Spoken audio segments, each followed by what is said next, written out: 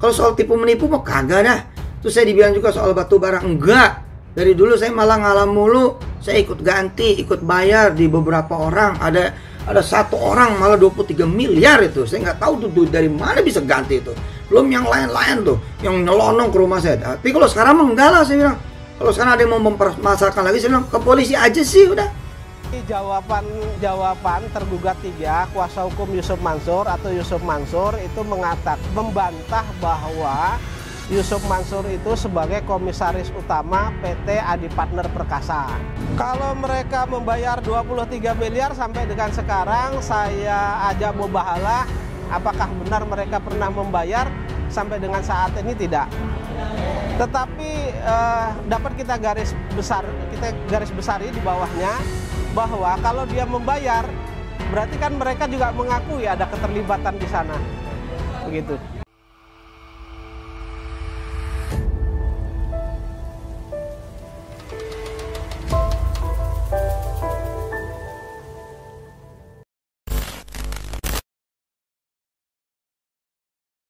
Assalamualaikum Pak Zaini, bagaimana sidang hari ini Pak?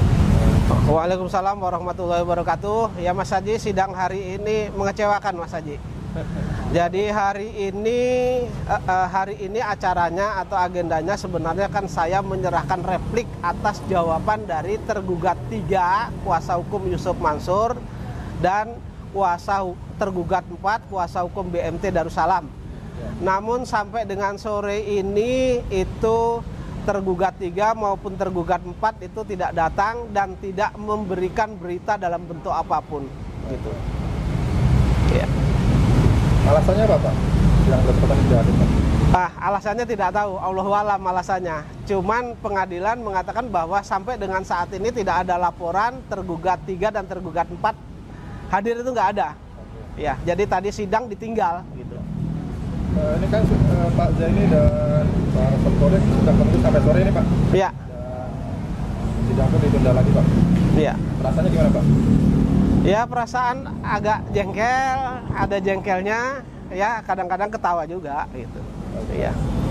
Pak Zaini, mengenai agenda sidang hari ini seharusnya adalah jawaban Pak Zaini ya, atau nanti Pak Zaini terhadap Bantang YM yang akan menjabat sebagai komisaris PT Adi Partner Perkasa ya Pak ya? Iya. Bisa dibocorin Pak, Bapaknya Pak Tadudun Pak. Baik, jadi jawaban tergugat 3, kuasa hukum Yusuf Mansur atau Yusuf Mansur itu membantah bahwa Yusuf Mansur itu sebagai komisaris utama PT Adi Partner Perkasa. Dasarnya mereka membantah itu adalah profil yang diunduh dari Departemen Kehakiman dan Hak Asasi Manusia, kan begitu. Dalam hal ini tentu saya selaku penggugat tentu menyangkal juga atau membantah bahwa mereka bukan komisaris utama.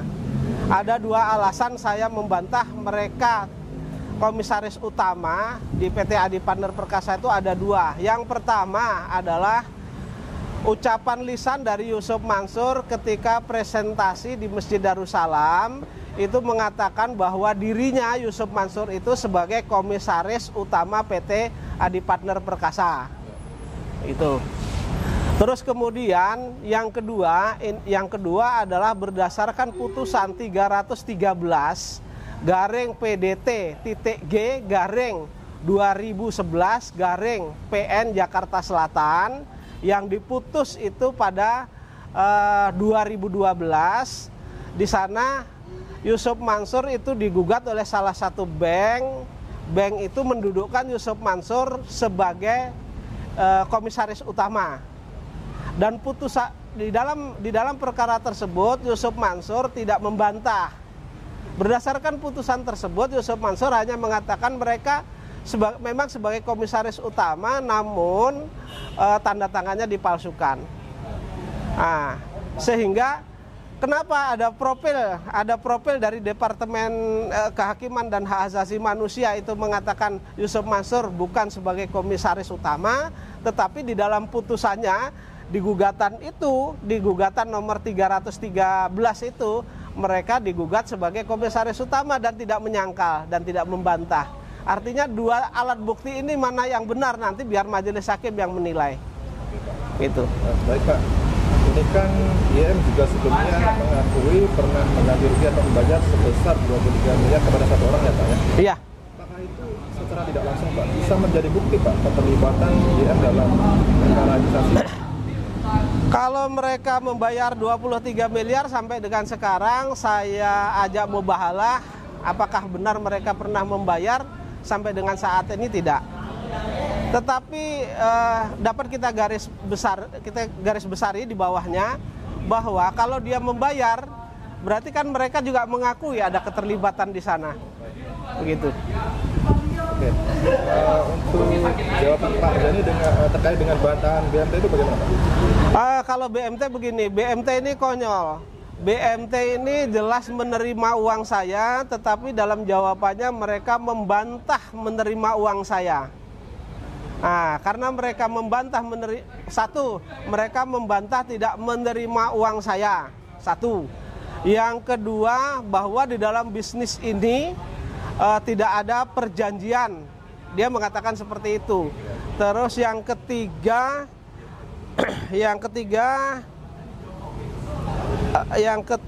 itu tidak ada keterlibatan.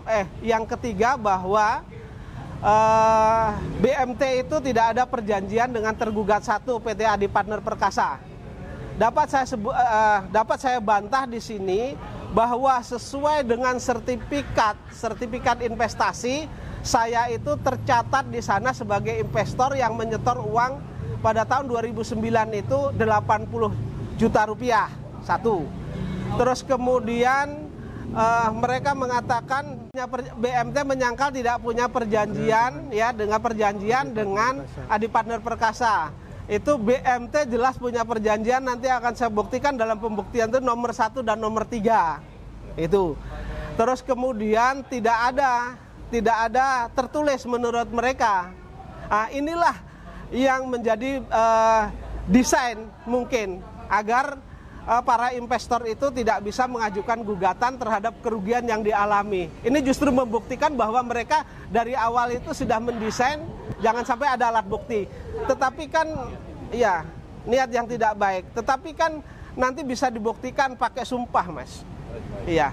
Dan saya ada beberapa bukti nanti yang akan menguatkan bahwa saya memang berinvestasi di sana dan yang menerima itu BMT Darussalam. Iya. Jadi menduga bahwa semuanya sudah didesain sebelumnya Pak. Iya, terkesan. Saya menduga sudah didesain. Kalau mereka mendalilkan bahwa antara saya dan antara tergugat, kami tergugat 4 dengan penggugat itu tidak ada perjanjian, tidak ada kesepakatan dan lain sebagainya secara tertulis. Artinya kan sudah didesain dari awal begitu. Jadi bisa dijelaskan kembali Pak, perintah untuk menyetorkan uang melalui BMT itu atas perintah siapa? Jadi begini, ketika Yusuf Mansur itu presentasi, mereka mengatakan bahwa bisnis batubara ini nanti juga batubara ini bekerja sama dengan BMT Darussalam. Jadi jamaah bisa menyetor ke BMT Darussalam. Nanti BMT Darussalam ya selanjutnya menyetor kepada tergugat satu PT Adi Partner Perkasa begitu. Jadi itu atas perintah BM dalam presentasi tersebut. Dalam presentasi tersebut. Iya. Rekening BM. Iya. Untuk selanjutnya untuk Satkolik selaku Ketua Tim Tax Force gitu Pak. Tanggapannya Satkolik Pak mengenai bantah-bantah yang terkait Pak BM mengenai membantah sebagai komisaris utama dan juga BMT membantah pernah menerima uang dari Pak Jani Pak. Selamat Pak Jani. Baik, Assalamualaikum warahmatullahi wabarakatuh. Saya sebagai Ketua Tim Task Force JBN yang menangani masalah penyelesaian investasi batubara gagasannya Yusuf Mansur, yang Yusuf Mansur sendiri itu berjanji untuk mengembalikan sisa dana investasinya kepada para investor, membenarkan keterangan yang diberikan oleh Pak Zaini secara tetap, secara kuat, secara syariah, bahwa apa yang disampaikan oleh Pak Zaini itu benar adanya. Yang pertama tentang bahwa Yusuf Mansur ketika datang ke Masjid Darussalam, dan kebetulan saya adalah salah satu pendiri Masjid Darussalam. Artinya sejak awal saya banyak concern di Darussalam dan tahu seluk-beluk Darussalam dan tahu acara-acara apa yang ada di Darussalam pada saat awal-awal berdirinya sekitar tahun 2009-an. Maka yang disampaikan oleh Yusuf Mansur itu adalah bahwa beliau mengaku bahwa menjadi komisaris utama dari PT Adi Partner Perkasa. Yang kedua, di dalam dokumen Menteri Kehakiman yang hasil daripada persidangan di Pengadilan Jakarta Selatan dengan satu bank, itu di sana disebutkan bahwa Yusuf Mansur itu adalah sebagai fungsinya atau jabatannya di situ adalah sebagai komisaris utama. Jadi dua-duanya itu mengandung informasi yang sama, sedemikian hingga sulit untuk dibantah bahwa Yusuf Mansur memang pada saat itu sekitar tahun 2009 pada awal-awal sekitar bulan pertengahan tahun dah, bulan Juli, bulan April, Mei, Juli gitu. Nah, itu adalah masih sebagai komisaris utama PT Adi Partner Perkasa. Bahwa di kemudian hari beliau itu mengundurkan diri atau mengatakan ini itu adalah di kemudian setelah beliau itu presentasi di Darussalam dan setelah mengajak jamaah Masjid Darussalam untuk menginvestasikan dananya kepada PT Adi Partner Perkasa, yang salah satu diantaranya digunakan nantinya hasilnya untuk membangun pesantren Darul Quran. Itu yang pertama. Yang kedua, kalau ada pihak yang mengatakan bahwa BMT tidak punya perjanjian, tidak punya dokumen dan macam-macam, itu menyalahi niat baik para pendiri BMT Darussalam Madani, di mana koperasi simpan pinjam ini, BMT Darussalam Madani ini berdiri di atas landasan syariah dan mempunyai kedekatan dengan masjid atau konsepnya konsep masjid.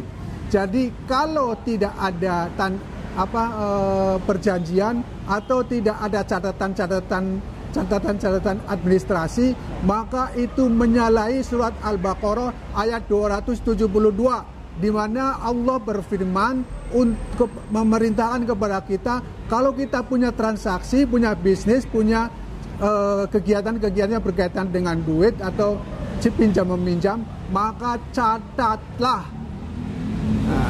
Kalau BMT itu kukuh mengatakan tidak ada catatan, tidak ada bukti-bukti, tidak ada perjanjian dengan pihak lain, apakah itu PT Adi Perkasa, apakah itu Yusuf Mansur, apakah itu dengan Adiansa sebagai direktur utamanya, itu terserah. Tetapi yang jelas BMT menyalahi Al-Quran ayat 27, surat Al-Baqarah ayat 272. Baik, terima kasih. Itu dua. Ya, saya tambahkan sedikit di sini. Jadi berkaitan dengan perjanjian, ada dua perjanjian antara Adi Partner Perkasa dengan BMT ini, ada dua perjanjian. Yang satu nomor 1, yang dua nomor 3.